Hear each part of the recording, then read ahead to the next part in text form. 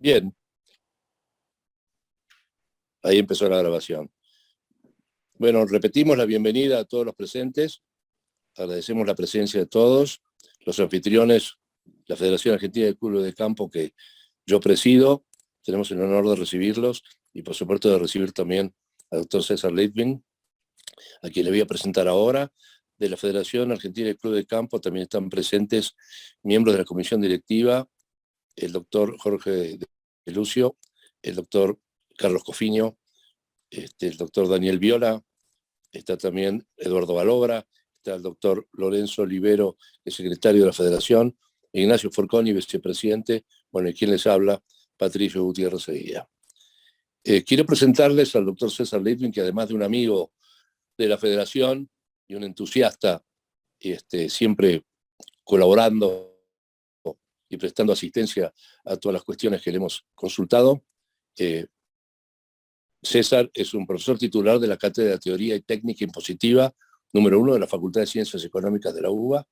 Es profesor invitado de la carrera de posgrado en especialización tributaria en universidades públicas y privadas. Es columnista y ha sido columnista en revistas y diarios especializados: La Nación, Clarín, Cronista, Infobae, Ámbito Financiero, Apertura, Fortuna, Periódico Económico Tributario, Buenos Aires Herald, Mercado y Prensa Económica, Derecho Fiscal, La Información, REPAR, Impuestos y Derecho Penal Tributario. Es presidente del Instituto Tributario de la Federación Argentina de Graduados de Ciencias Económicas entre el periodo 2012 y 2018. Autor del libro de Impuestos a las Ganancias, editorial La Ley, año 2011, y coautor de 16 libros en la especialidad tributaria. Premio Internacional, International Professional Recognition Award del 2017, otorgado por Creston International por sus logros dentro de la profesión sobre un total de 21.000 profesionales de diferentes países que estaban postulados para el premio. Conferencista de temas tributarios en instituciones públicas y privadas en el país y en el exterior. Bueno, como verán, César ha dedicado su vida, su ciencia y conciencia más que muy bien a las cuestiones tributarias y tiene la misma característica que acabo de describir a nivel profesional, las tiene a nivel personal, y ahora los dejo con él, y nada, que la pasen bien y que aprovechen esta charla que nos va a dar César. Muchas gracias, César, por venir. Te damos todos un gran abrazo y empezá nomás tu charla.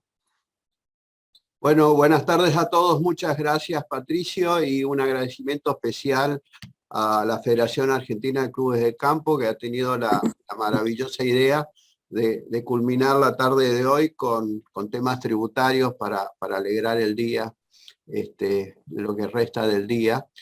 Vamos a intentar de esclarecer un poco. Voy a compartir pantalla. Adelante, doctor. Ahí estamos. No puedo pasarla.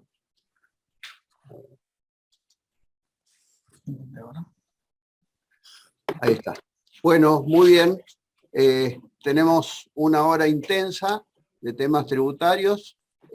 Tienen que preparar las emociones para todo lo que se viene. Esto es lo que me han pedido: bienes personales, que es un impuesto que está venciendo en las próximas horas; temas para empresas, ajuste por inflación y quebrantos impositivos, que tienen mucha incidencia hoy en día en las empresas también; un tema de consenso fiscal del 2022 y la posibilidad de extender el impuesto a la transmisión gratuita de bienes. Todo el mundo lo llama impuesto a la herencia, pero es mucho más amplio que herencia. Algún punto específico sobre la actividad de clubes de campo, que es ingresos brutos para todas las actividades sin fines de lucro. Y por último, presión y carga fiscal corporativa, a propósito del anuncio que van a hacer en unos minutos sobre el impuesto a la renta inesperada. Así que algún párrafo vamos a decir de esto. Empezamos con bienes personales. La mayoritaria doctrina en el mundo considera que es un tributo injusto, impopular, y que genera todo un verdadero obstáculo al desarrollo económico, por ser un impuesto patrimonial con efectos sobre el ahorro, reduce la voluntad de ahorro, porque el ahorro pasa a estar grabado al final de cada periodo, alienta el consumo de productos perecederos, afecta mucho a los jubilados que ya no son productores de rentas activas, y el impuesto lo que hace es reduce el ahorro y reduce también su calidad de vida, porque obviamente las jubilaciones o el monto jubilatorio se va evaporando, y el que logró guardar algún tipo de ahorro para mantener una calidad de vida, el impuesto deteriora ese ahorro, porque está grabado el ahorro que tienen la gente que ya no tiene rentas activas.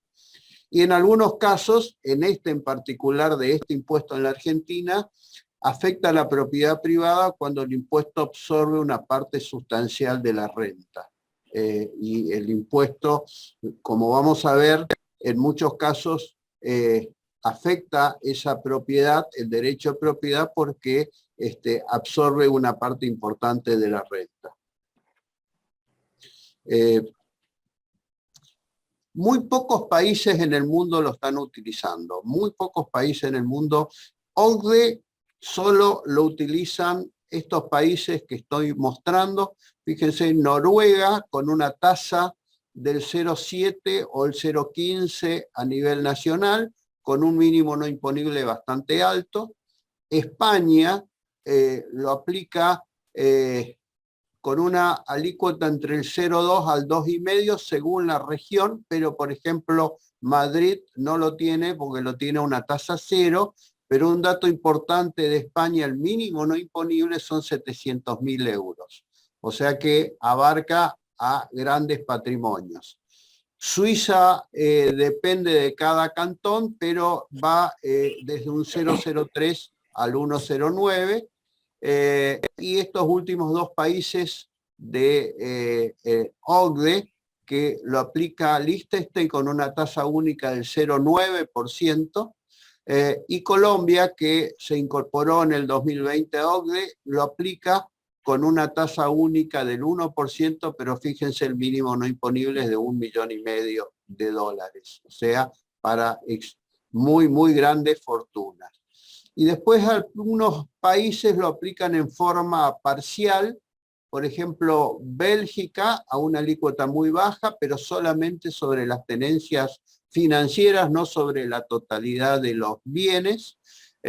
Italia lo aplica, pero exclusivamente para activos financieros inmobiliarios de los residentes italianos que tengan en el extranjero, o sea, nada de lo que tengan en Italia, sino solo lo que tengan en el extranjero, un 0,2 para activos financieros y un 0,76 para propiedades privadas, y los Países Bajos lo aplican, pero dentro del impuesto a la renta. O sea, son muy pocos los países, fíjense todos los que quedan afuera de estos países que no lo aplican, solamente estos, y en forma parcial algunos. Uruguay lo aplica, ¿sí? Nuestro vecino lo aplica, pero teniendo en cuenta activo menos pasivo, bienes menos deudas, ¿sí? Excluyen los bienes agrícolas, y en un mínimo no imponible mucho más elevado que la Argentina, $116.000 en equivalente, y duplicado si es un matrimonio. Si es un matrimonio, el mínimo no imponible es el doble. Y depende de la tasa del impuesto, el 0,4, 0,7, el 1,5, pero algo muy importante, los bienes en el exterior de los residentes tributarios uruguayos que tienen bienes en el exterior no están alcanzados por ese impuesto. Quiere decir que una diferencia muy importante en la Argentina es, primero, que mide deudas, y la Argentina no mide, y segundo, todos los bienes en el exterior de Uruguay no están alcanzados, con un mínimo no imponible mucho más alto. Cerca de fin de año, cuando algunos legisladores adelantaron sus vacaciones y todavía no sabían que tenían que seguir trabajando, fíjense, salió esta ley, la 27667, que fue publicada en el Boletín Oficial el último día del año pasado, donde tuvo un trámite parlamentario irregular, porque a la hora determinada no hubo quórum. Además, la Cámara de Origen en temas tributarios tiene que ser diputados y no senadores, y este proyecto entró por senadores, y además la Cámara de Diputados rechazó un proyecto similar en el mismo año, con lo cual el trámite parlamentario fue irregular. Ahí quedó bien determinado la ausencia de quórum a la hora determinada, y el quórum se consiguió 30 minutos posteriores a lo que dispone el reglamento. El tema de la Cámara de Origen debería haber entrado por diputados y fue tratado primero por senadores. Los legisladores de la oposición hicieron un amparo que por ahora está durmiendo el sueño de los justos, no se está tratando. Básicamente pidieron la nulidad de la sesión de la Cámara de Senadores, y esto es lo que quedó aprobado. La base imponible es solo activos.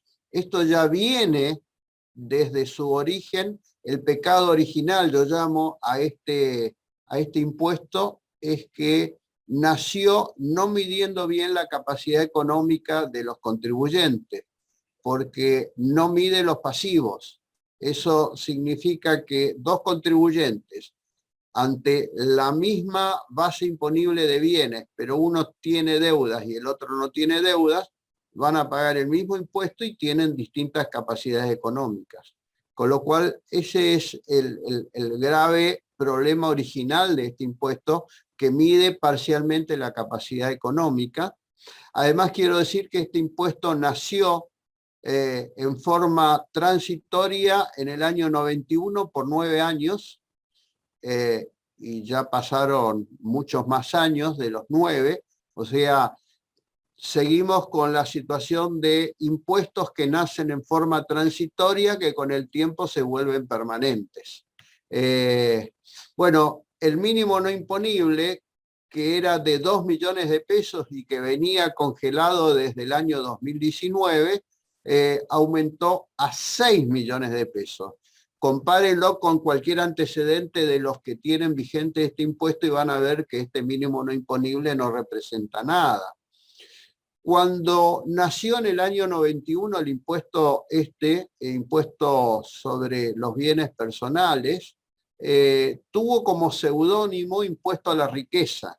Eso significa que solo lo iban a pagar los ricos, los que tenían muy altos patrimonios. Tanto es así que el mínimo no imponible equivalía a 102.300 pesos dólares. Qué lejos estamos con lo que eran 2 millones de pesos de mínimo no imponible, o lo que ahora está vigente, que son 6 millones de pesos.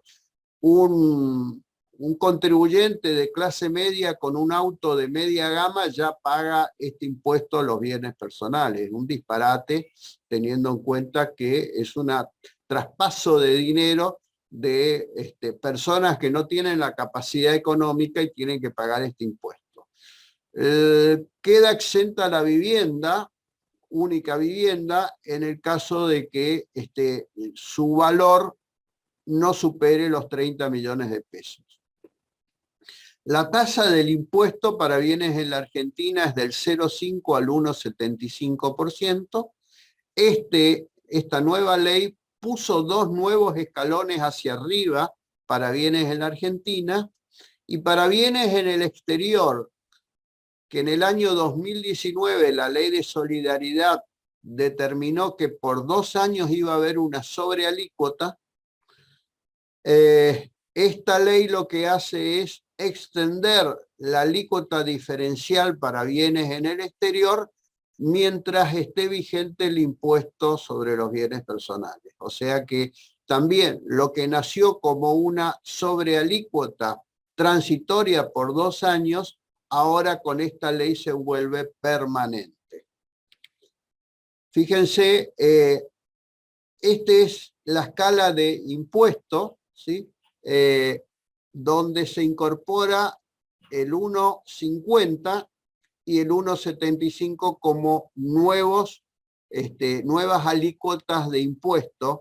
Eso significa que aquellos que tienen bienes en la Argentina, si lo comparamos con el año pasado, seguramente van a pagar más impuestos por efectos de tener dos alícuotas cerca de la terraza de la escala de alícuotas.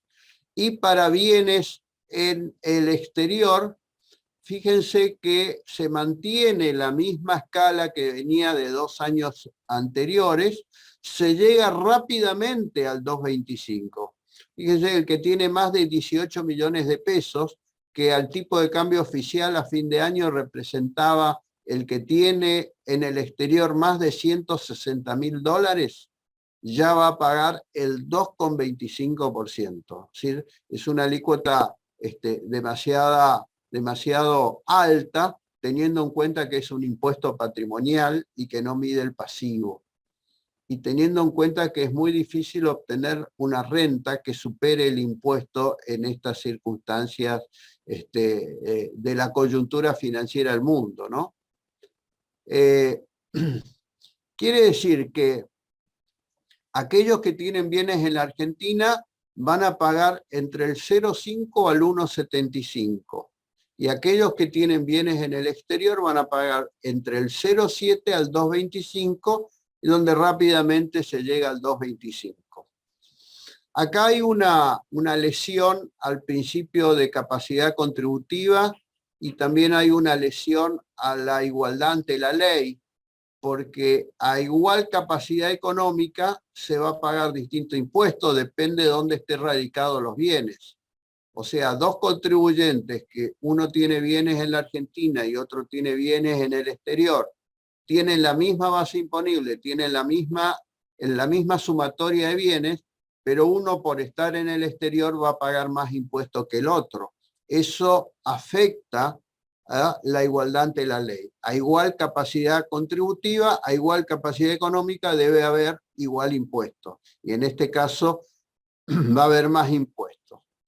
Este argumento tiene una debilidad, porque si el contribuyente decide repatriar una parte de los bienes que tenga en el exterior, el 5% del total de bienes que tenga en el exterior, y los trae a la Argentina y los tiene depositados hasta fin de año, va a tener exactamente la misma alícuota que bienes en la Argentina, que para los bienes en la Argentina. Todos los que tenemos alguna memoria de determinadas situaciones, el corralito, el que puso dólares, se va a llevar dólares, y realmente no fue así. Y si vamos más atrás, el plan Bonex, ¿recuerdan? Hace bastante tiempo, fin del 89, hay gente que se acostó con un plazo fijo y se levantó el otro día con un Bonex que se iba a pagar a 10 años. Y donde la Corte Suprema de Justicia, en la causa Peralta, determinó de que no es inconstitucional esa compensación de plazo fijo a Bonex. Bueno, digo, todo esto hace que aquel que pasó por algo parecido, algún familiar, algún amigo parecido, no se va a querer exponer a repatriar el 5% de sus bienes en el exterior. Acá básicamente va a depender de qué posibilidades tiene de dormir tranquilo teniendo un depósito hasta fin de año en una Argentina tan imprevisible, ¿no? Y donde hay cambios en la regla de juego. Entonces, la realidad es que en muchos casos yo no he tenido ningún cliente que ha tenido la voluntad de repatriar el 5% para pagar un poco menos de bienes personales.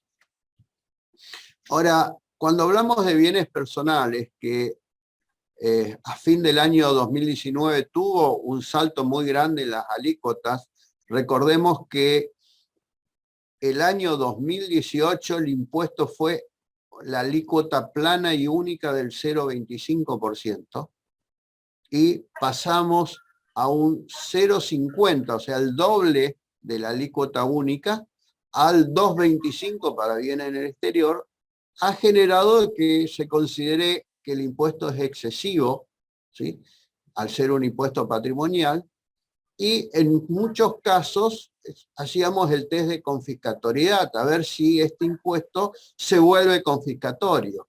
Desde ese punto de vista no hay una definición concreta normativamente de lo que es la confiscatoriedad. La confiscatoriedad es un desprendimiento del derecho de propiedad.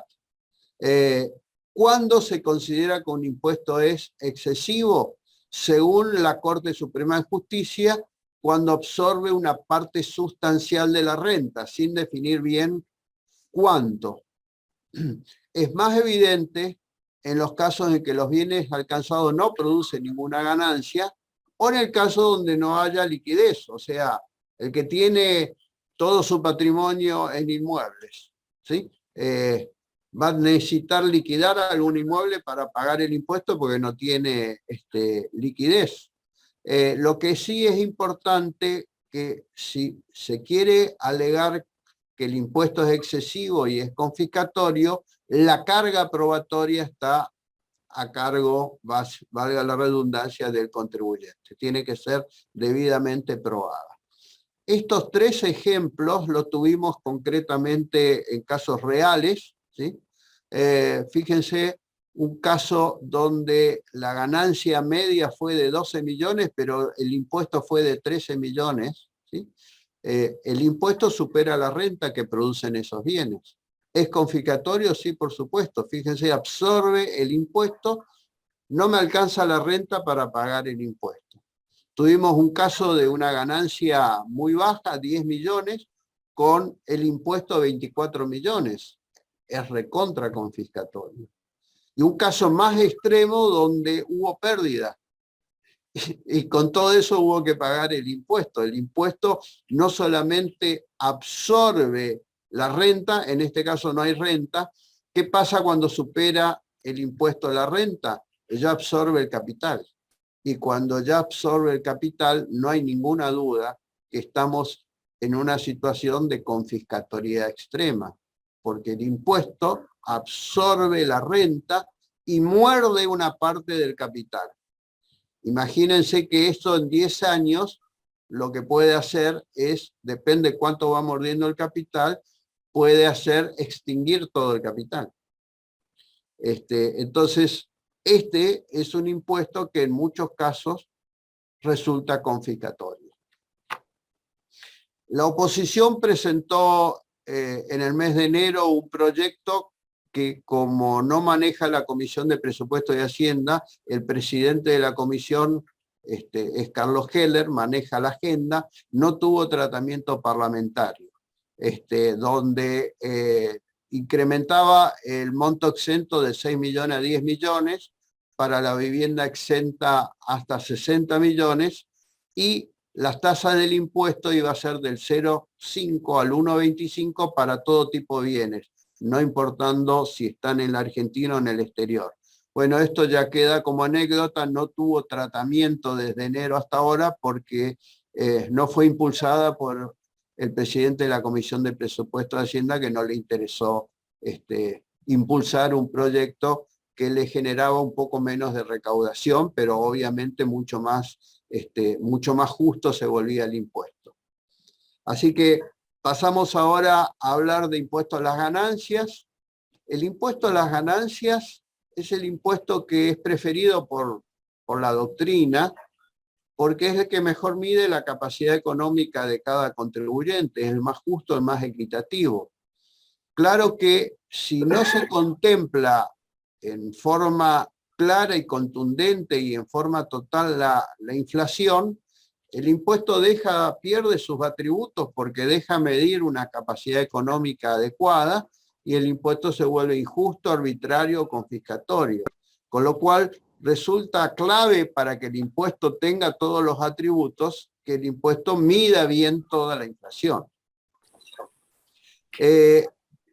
La ley del 2019 de solidaridad determinó que el resultado de la inflación, que normalmente en las pymes es pérdida, se pueden computar en sextos, en 6 años, a valor histórico cada año, con lo cual de un año a otro con esta dinámica inflacionaria se va evaporando la pérdida, se va evaporando el efecto de la inflación y se viene midiendo mal la capacidad económica del impuesto.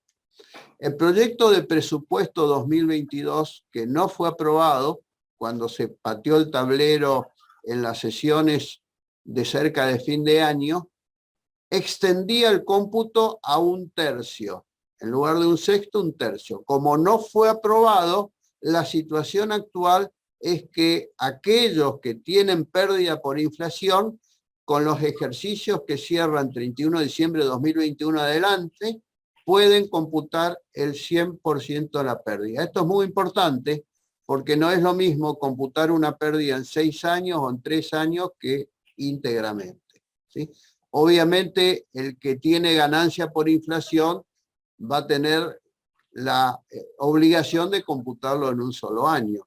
Pero esto es un dato muy importante porque el proyecto de presupuesto que no fue aprobado hace de que el ajuste por inflación puede ser imputado todo en un solo año a partir del cierre de diciembre de 2021.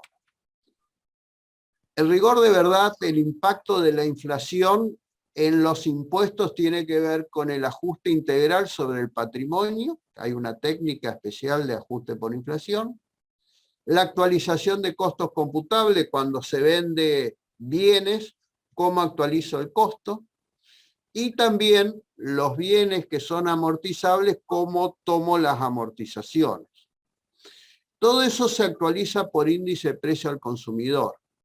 En cambio, los quebrantos acumulados se actualizan por índice de precio mayorista, ¿sí? Ahora bien, en una interpretación muy absurda de la FIP de diciembre del año 2019, consideran que los que tienen quebrantos de años anteriores, que los quieren usar en algún año que tengan ganancias, no se actualizan. Es absurdo porque imagínense que es el efecto del el helado en la mano que se va derritiendo. Si yo tengo un quebranto de 2 años atrás, lo quiero usar ahora contra ganancias, es distinta moneda, no lo puedo no actualizar. La realidad es que lo que queda claro es que se actualiza desde 1 de enero de 2018 con 2 variantes.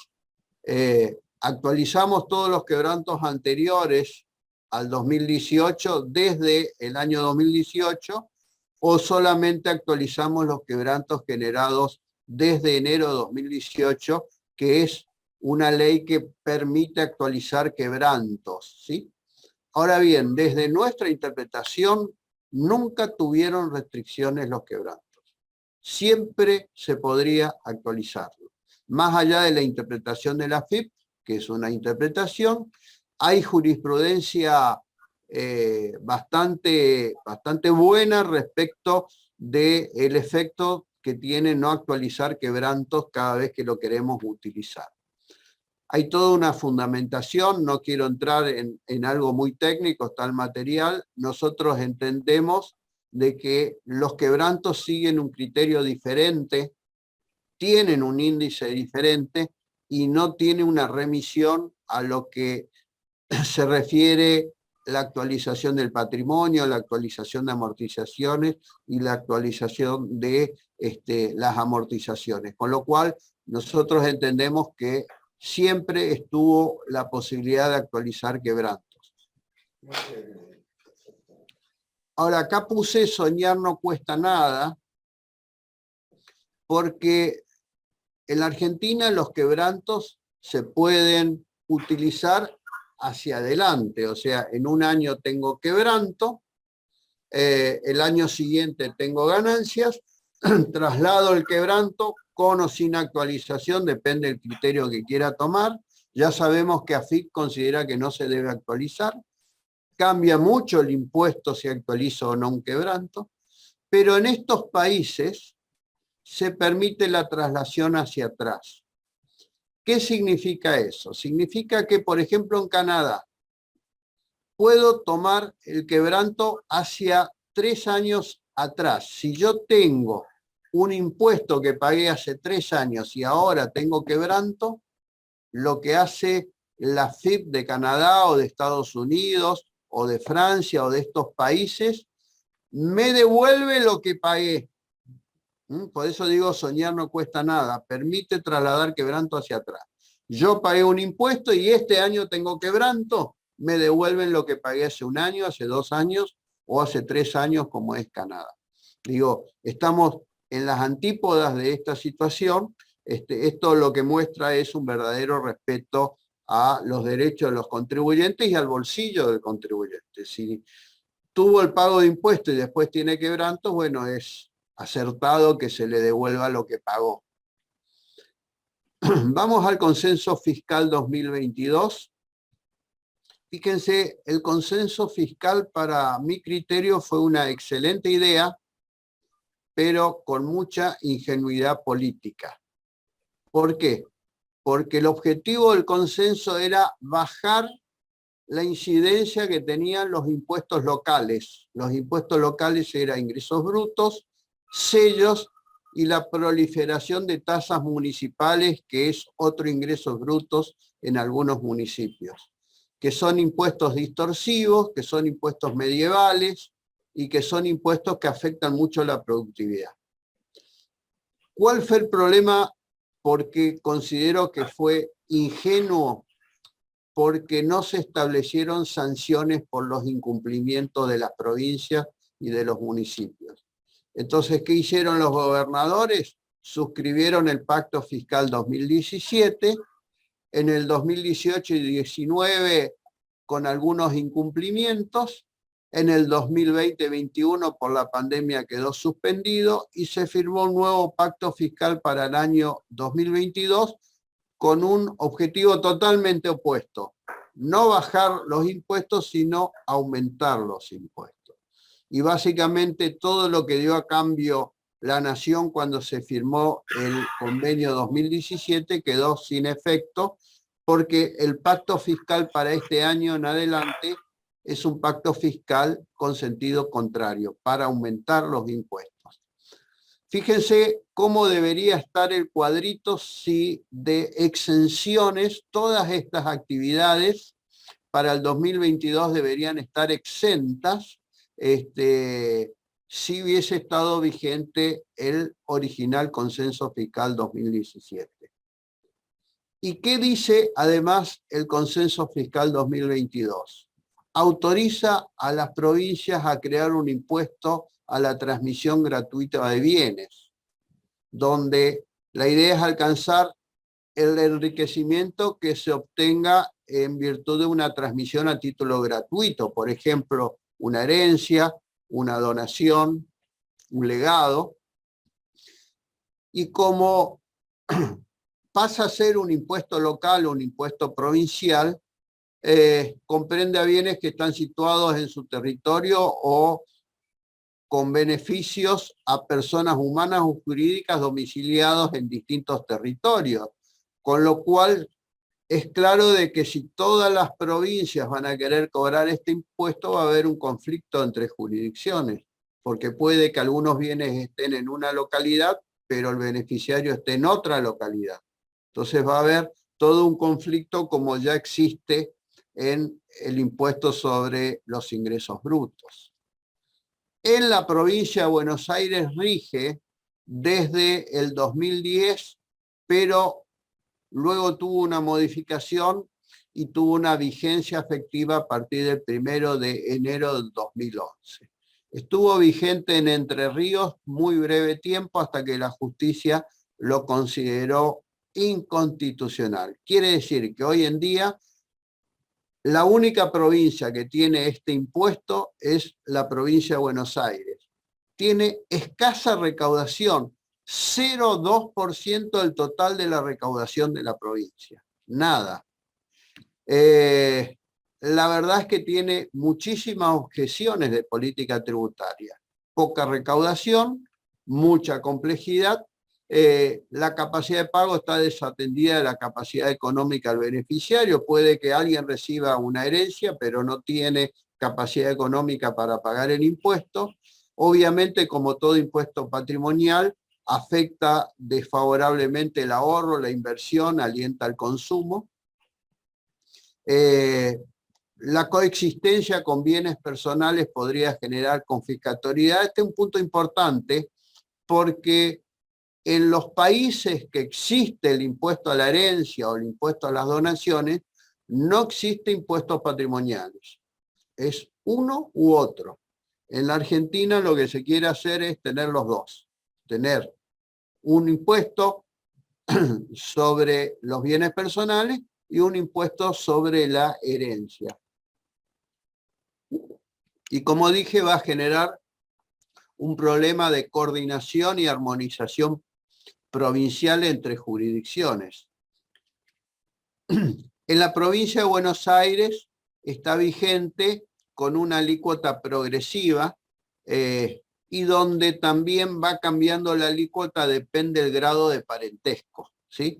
La alícuota mínima es 1,60%, la alícuota máxima en el caso de más lejanía de parentesco es el 9,51%. No es un impuesto que tiene una alta incidencia, es más molesto de lo que se recauda.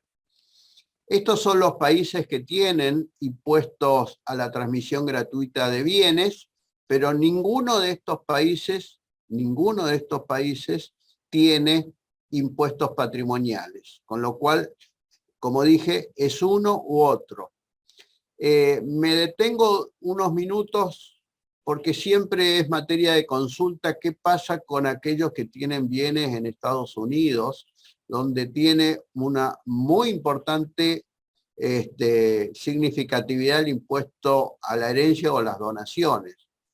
Fíjense, grava no solamente a los residentes de Estados Unidos, sino también a los que no son residentes en Estados Unidos. Y fíjense la diferencia mínimo no imponible.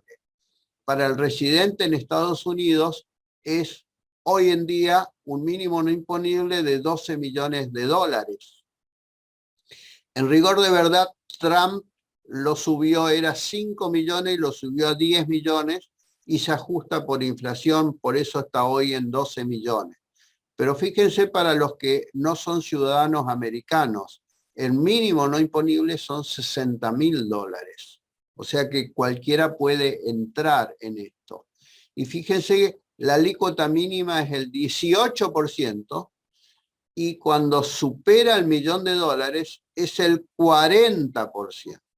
Con lo cual, esto es un tema que requiere una planificación fiscal y de cualquier donación o cualquier situación de herencia que se pueda tener por bienes en Estados Unidos. No todos los bienes están alcanzados, hay que mirar bien cuáles son los bienes dentro de un portafolio que pueden estar alcanzados.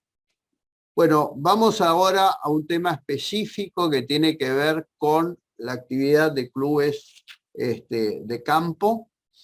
¿Qué pasa con ingresos brutos?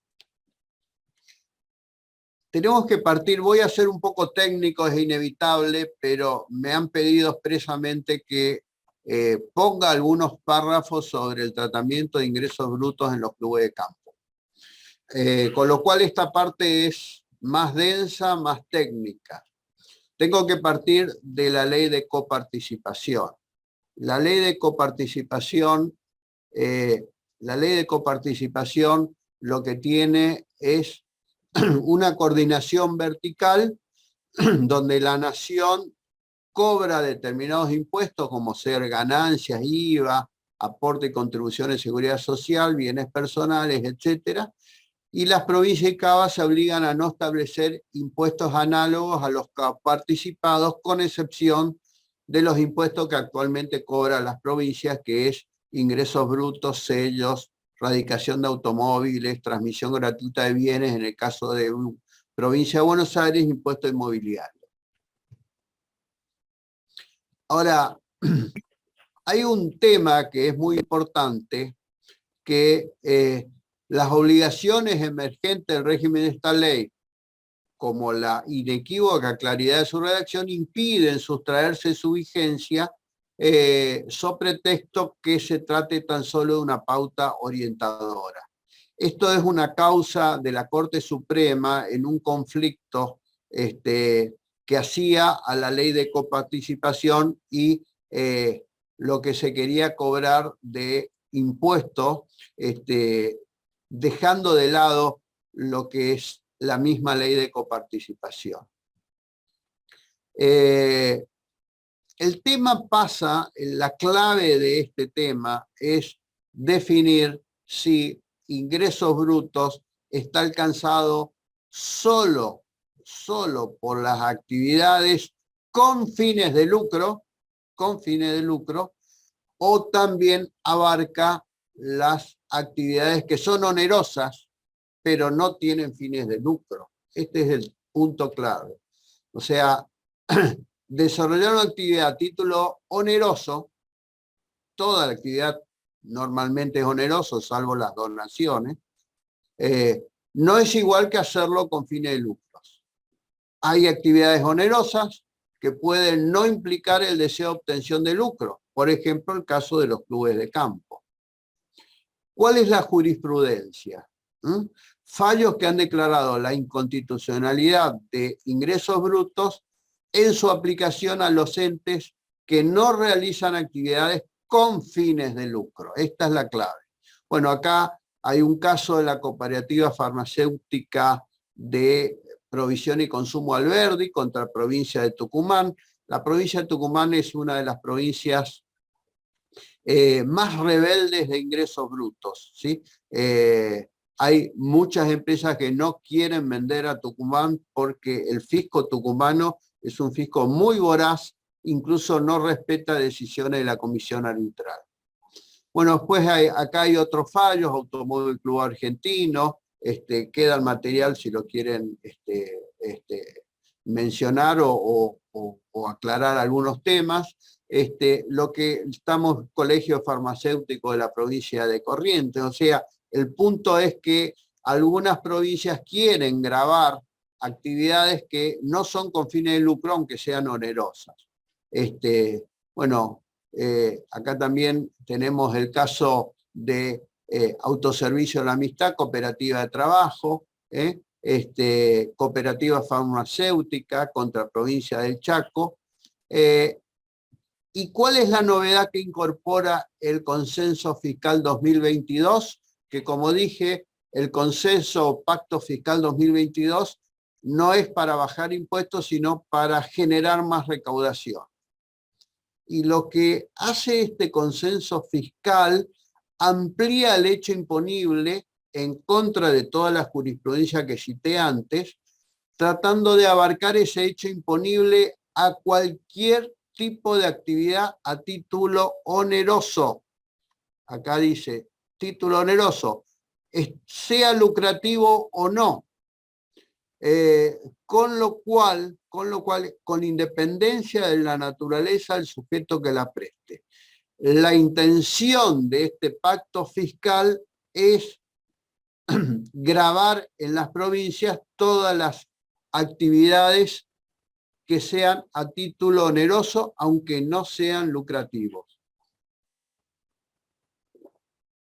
Nosotros citamos una jurisprudencia de la Corte Suprema del año 2015, que creo que se viene mucho a este tema y creo que es la llave que permite poner un dique de contención a las provincias que quieran aplicar el Pacto Fiscal 2022, porque concretamente las provincias y Cava no pueden modificar una cláusula de la Ley de Coparticipación Federal de Impuestos a través de un consenso fiscal posterior.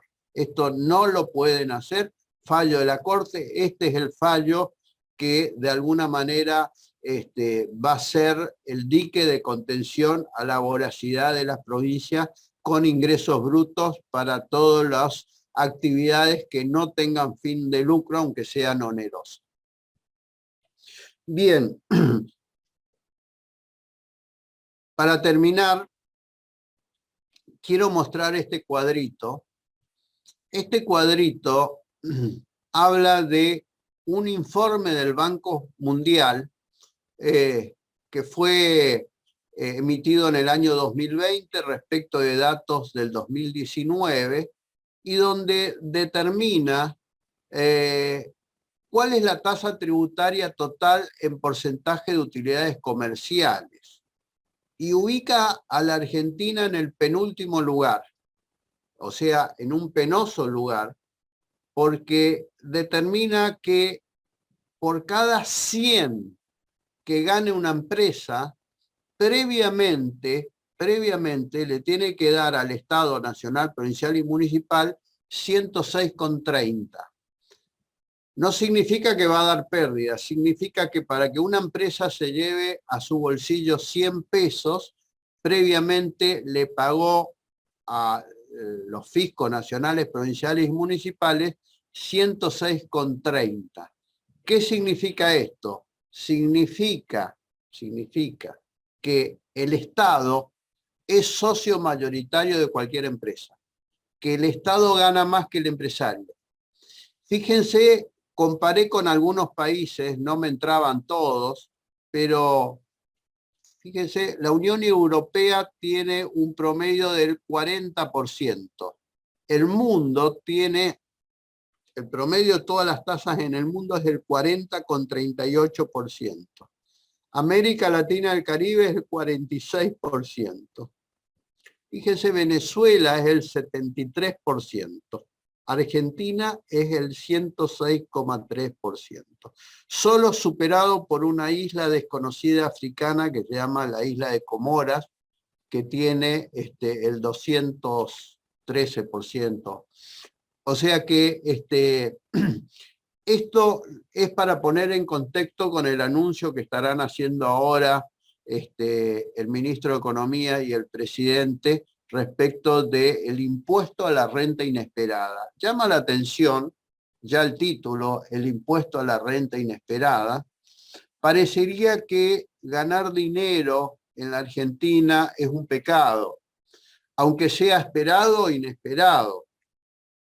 Quiero advertir que todas las empresas que tienen o tuvieron renta inesperada ya están pagando impuestos a las ganancias a una tasa efectiva cercana al 40%. 35 la empresa, 7 sobre los dividendos de los accionistas, da una tasa efectiva del 39,55%. Es decir, aquel que tiene renta inesperada ya está pagando el 40%. ¿Cuánto más quieren cobrar teniendo en cuenta este cuadro? Que ya el Estado, previamente a este impuesto a la renta inesperada, se queda con una mayor parte de la torta que los accionistas de una empresa. Si seguimos generando más carga fiscal en un escenario donde necesitamos que vengan inversiones, este tipo de proyectos lo que hace es obviamente alejar inversiones. Esto es el camino opuesto. Esto es el círculo vicioso de la pobreza. Impuestos excesivos, disminuye la inversión, disminuye el empleo, disminuye la actividad económica, el consumo, aumenta la pobreza, aumentan los planes sociales, aumenta el gasto público y el círculo se retroalimenta con más impuestos y vamos a llegar a un punto, creo que ya estamos en este punto, donde la sociedad llegó al límite de tolerancia de más impuestos. Con lo cual digo, estaríamos en condiciones de decir no hay espacio en la sociedad para más carga fiscal. Todos estos proyectos es un verdadero atentado a la actividad económica y a la inversión. En la Argentina están vigentes entre nación, provincia y municipios 165 tributos. por más que sea pocas las empresas que tienen que pagar este impuesto, es un desaliento total a cualquier tipo de inversión. Así que quise traer este cuadrito para poner en contexto con lo que estarán anunciando ya desde el Ministerio de Economía. Bueno, muchas gracias. Espero que me hagan las consultas del caso.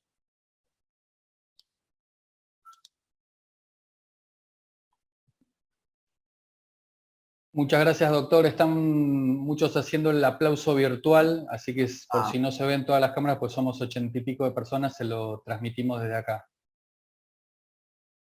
Si todavía no veo en el chat consultas, o no entendieron nada, o entendieron todo y no tienen inquietudes, siempre en la actividad docente queda esa inquietud. Cuando nadie pregunta es porque... No, hay un par de preguntas. Si le parece bien, doctor, se las transmito ya. Bueno, acá yo ya veo okay, ejemplo perfecto, de renta doctor. inesperada. Bueno, tenemos que esperar el anuncio. Lo que hemos podido visualizar es aquel que tiene una ganancia de más de 1.000 millones de pesos en un ejercicio y superan más de un 20% la ganancia del año anterior. Creo que va a ser difícil medir esto por el efecto de la inflación. O sea, si se tiene en cuenta 2021 y 2022, hay que contener el tema inflacionario. Así que, bueno, este es un tema importante que vamos a esperar definiciones. Creo que también iba a haber una dispensa si el dinero se invertía. Bueno, habrá que ver. Creo que va a ser muy complejo esto. Pero además entiendo de que la oposición no va a aprobar, no va a seguir, no va a votar a favor de este proyecto. Bueno, un tema muy importante que no quise entrar en una cuestión muy técnica, pero me dan acá la oportunidad de explicarlo.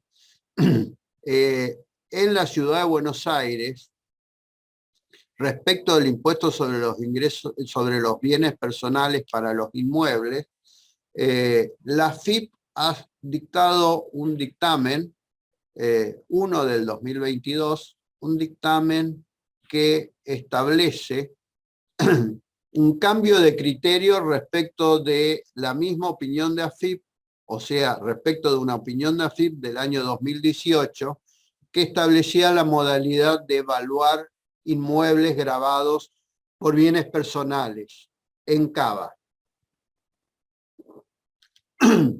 Para sintetizar un poco, CABA tiene lo que se llama una evaluación fiscal homogénea, que es una evaluación base, y para llegar a pagar el impuesto inmobiliario se lo multiplica por 4. ¿Qué establecía el dictamen del 2018? Que para evaluar los inmuebles en la ciudad de Buenos Aires no había que multiplicar por 4. Imagínense que dice el dictamen 1 del 22. Dicen, en la ciudad de Buenos Aires, los inmuebles tienen que ser multiplicados por 4 la evaluación fiscal homogénea. Eso hace que, por ejemplo, un inmueble de 100 metros de Puerto Madero, que antes pagaba por el impuesto, pagaba 73.000 pesos por la tenencia de ese inmueble, pasa a pagar con esta multiplicación por 4, 400.000 pesos por ese inmueble. Con lo cual, digo, no creo que haya habido en la Argentina nadie que tenga una repotenciación de su ingreso en 4 veces de un año a otro. O sea,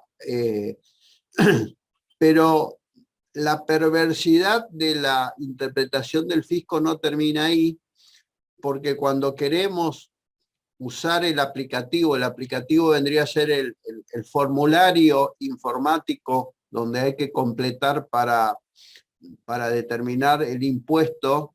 El formulario o el aplicativo ya no nos permite tomar la evaluación homogénea sin la multiplicación por 4.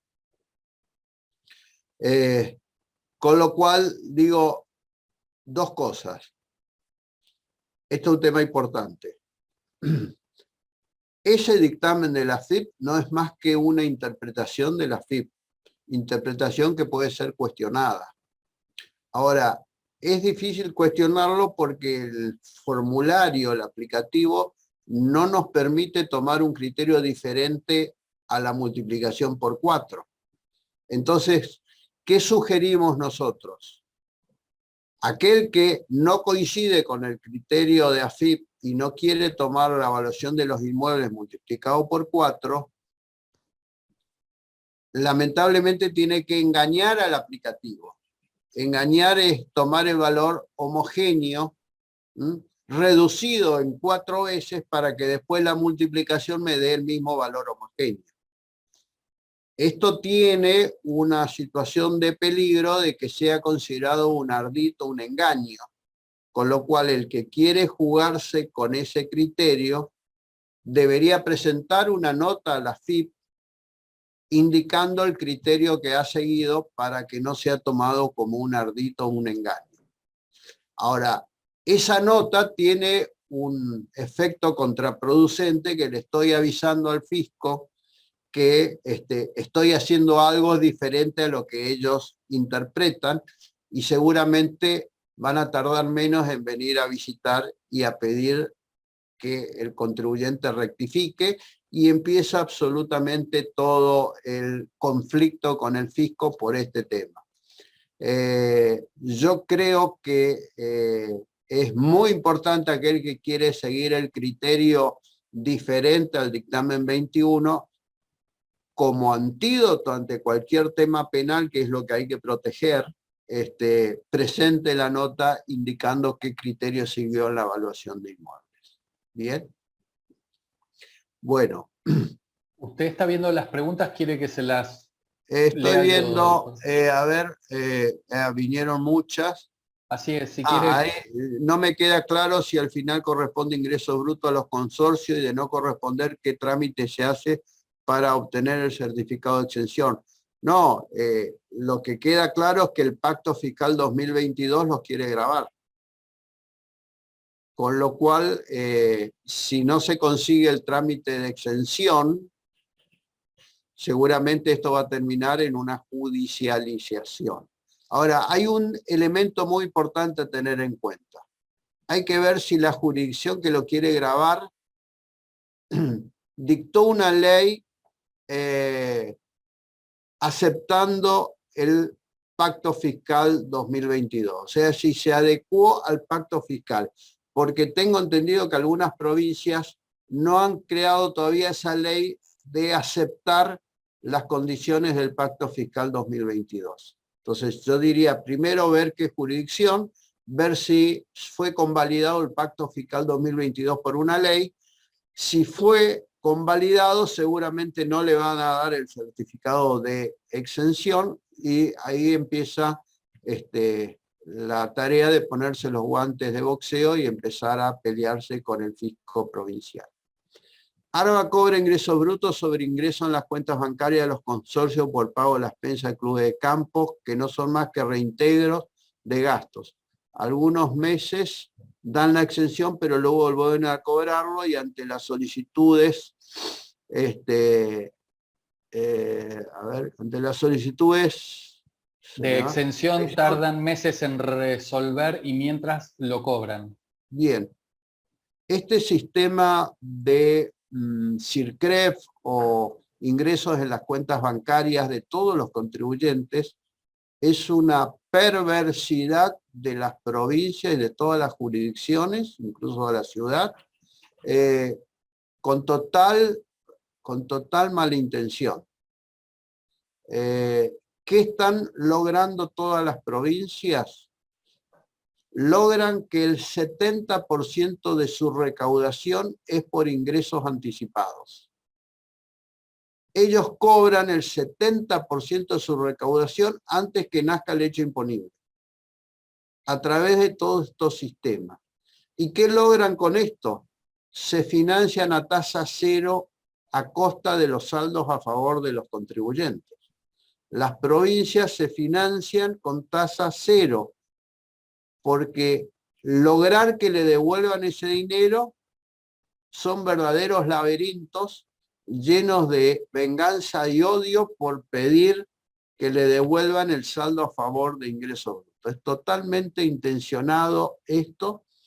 Me lo reconocen en eventos académicos en off las autoridades de que es la fórmula para financiarse. Con lo cual, esto forma parte de el folclore de los derechos del contribuyente vapuleados, en este caso, por la inflación. Porque imagínense que tener saldo a favor, que no se lo puede aplicar en varios años, o en este caso que no correspondería, ¿sí? Implica tener un activo que se va derritiendo con la inflación, tal cual un helado en la mano. Los clubes de campo que somos exentos de ganancias, IVA, ingresos brutos, con el fin de generar ingresos que sean utilizados para cumplir el objeto social. Podemos alquilar nuestras instalaciones, facturar sponsoreos sin correr el riesgo de perder las exenciones. Bueno, primero hay que ver el contrato del club de campo, a ver qué finalidad tiene. Yo creo que el alquilar las instalaciones no le quita de la exención de ganancias IVA. Facturar sponsoreo me da la sensación que tampoco.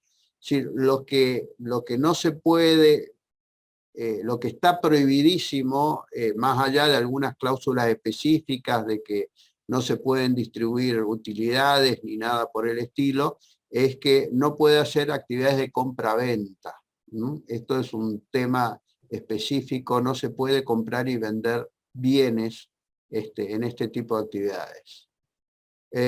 Acá me hacen otra pregunta. En mi opinión, las expensas son reintegro de gasto, no son ingresos. No debería estar cansado ya que no es una actividad onerosa. Sí lo sería la actividad de los consorcios que alquilan algún espacio, ejemplo azotea, para antena, telefonía, celular, departamento del encargado, etcétera. ¿Qué opina usted? A ver, no estoy en condiciones de decirlo tan fácilmente. No estoy en condiciones de decirlo tan fácilmente. Habría que ver, estamos hablando de ingresos brutos, ganancias, IVA, ¿de qué estamos hablando? ¿Sí? Todo lo que sea reintegro de gastos, en la medida que tenga un sustento documental que acredite el reintegro de gastos, no debería formar parte de la base de ingresos brutos, en la medida de que el reintegro de gastos se convalide plenamente con un respaldo documental. Esto es lo que puedo decir por ahora en este tema. En ingresos brutos, a mi entender, no se verifica el hecho imponible porque no hay venta. ¿Estamos hablando de qué? Estamos hablando de el tema de los clubes de campo. Bueno, lo que el pacto fiscal quiere es gravar cualquier actividad a título oneroso, aunque no haya fin de lucro, ¿sí? Creo que eso responde un poco. Bueno, me parece que hasta acá llegamos. Hay una sola más, si le parece. No sé si la está viendo. Acá no hay que confundir ganancias con ingresos brutos, ¿sí? En ganancias, si cumple con todos los requisitos, no importa que tenga actividad onerosa, no se pierde la exención. El problema es ingresos brutos, que quiere captar actividades onerosas, aunque no haya actividad lucrativa. Ese es el problema. Ok. Hay una sola más, si quiere se la leo y con esto damos por terminado el espacio de preguntas y respuestas, doctor. Sí. En bienes personales, la tabla con escala progresiva para los del exterior dice valor total de bienes en el país y del exterior.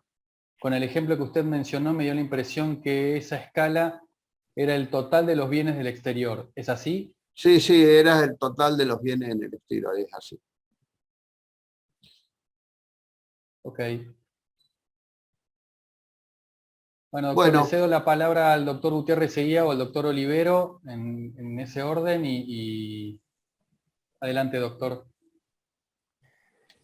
Bueno, César, agradecerte enormemente el trabajo, los transparentes y los datos que has pasado, la complejidad de los impuestos y las teorías jurídicas basadas en las provincias, algunas sí, otras no, hacen que este espacio sea bastante limitado para esto, pero el marco presentado es un marco de presentación, sobre todo de cuál es la problemática y a qué nos debemos enfrentar.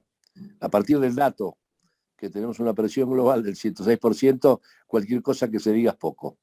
Así que bueno, nada, volver a agradecerte y agradecer la presencia de todos los que han participado. Y por mí les mando un abrazo muy grande a todos. César, hasta siempre, nos estamos viendo. Y creo que Lorenzo Olivero quería hacer algún comentario. Está muteado el doctor Olivero. Sí, en realidad comentario, después de que habló el presidente, yo no debería hacer ni puedo hacer. Simplemente el doctor Litvin colaboró con su presencia y con la claridad de sus explicaciones en la Comisión Tributaria, a la que concurrió varias veces. Me refiero a la Comisión Tributaria de la Federación de Clubes de Campo. Hoy lo que hizo es demostrar la claridad que tiene para exponer cosas que para todos nosotros son, por lo menos los que no estamos en la materia tributaria, son casi sánscrito. Entonces, el agradecimiento, porque entendí algunas cosas, más allá de que me llevo un mazazo en la cabeza, porque la modificación del criterio de qué es lo lucrativo y qué es lo oneroso para poder grabar todo aquello por lo que tenga algún valor, realmente no me voy en ese sentido con el mayor de los optimismos, sino al contrario, todo lo contrario. Me parece que a todos nos pasa algo similar. Pero conocemos bien la voracidad del fisco y de los fiscos, porque hasta incluso con la Constitución, la nueva Constitución con el Código Civil y Comercial, hemos terminado por asignar derechos de tributación, de ejercer la tributación sobre los contribuyentes mucho más amplios que los que había antes. Y como resumen, doctor, una clase como varias de las que hemos escuchado con anterioridad. Muchísimas gracias en nombre de todos los presentes y especialmente de la Federación Argentina de Clubes de Campo. Bueno, muchas gracias a ustedes por la invitación y siempre para mí es un honor colaborar y tratar de esclarecer en una materia tan compleja y que además duele mucho el bolsillo y las emociones. Adiós, hasta luego. Hasta luego, muchas gracias. Hasta luego, doctor, muchísimas gracias. Gracias. Muchas gracias. Un saludo para todos. Gracias a todos. Buenas Muchas tardes gracias. a todos. Gracias a todos. Buenas tardes. Gracias. Gracias, doctor.